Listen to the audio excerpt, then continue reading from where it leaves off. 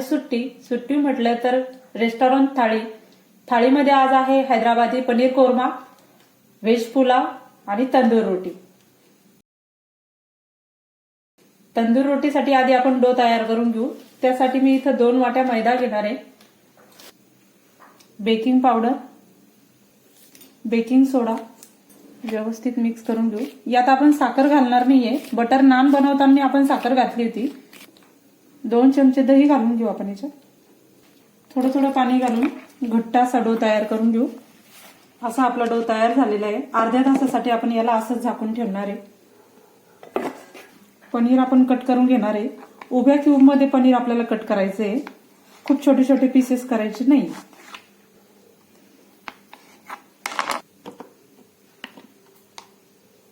पनीरवरच आपण थोडंसं मीठ घालून घ्यायचं याच्यावर, थोडंसं लाल तिखट आणि थोडीशी कसुरी मेथी. याला हलक्या हाताने असं टॉस करून घ्यायचंय.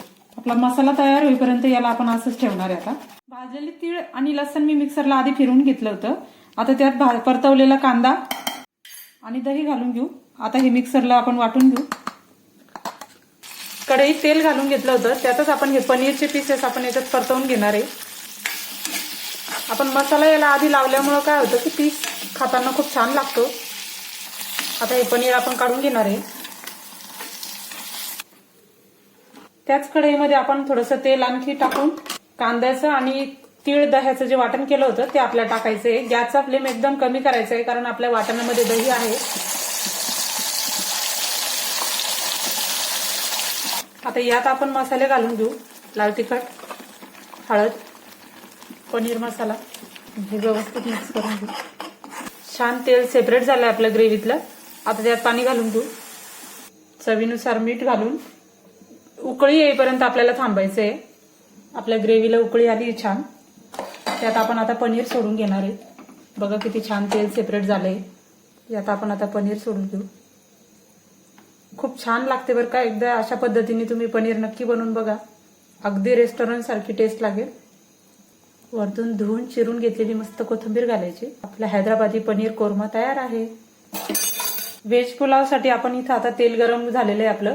त्यात थोडीशी दालचिनी, तेजपत्ता, छोटी इलायची, 1 मोठी इलायची, शिमला मिरची कट करून घेतलेली, गाजर, टोमॅटो, चवीसाठी 2 लाल मिरच्या घालून घ्यायच्या, हिरवा वाटाणा घालून घेऊ आपण याच्यात आणि शिजवून घेतलेला भात घालणार आहे मी याच्यात. व्हाईट पुलाव आहे आपला, त्यामुळे कुठलेही मसाले आपण याच्यात घालणार नाहीये. कोथिंबीर घालून घेऊ आपण. तंदूर बनवण्यासाठी आपण रुमालावर इथं तंदूर टाकून घेतली. त्याला पाणी लावून घेऊ एक साईडनी. साध्या पोळीसारखी आपली लाटायची आहे आणि तव्यावर याला चिकटवायची. उलट करून याला शेकून घ्यायचे. बघा आपली तंदूर परफेक्ट.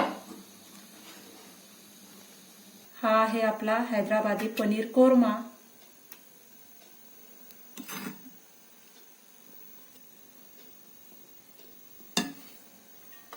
व्हाईट पुलाव, ही आपली तंदूर, सोबत कांदा.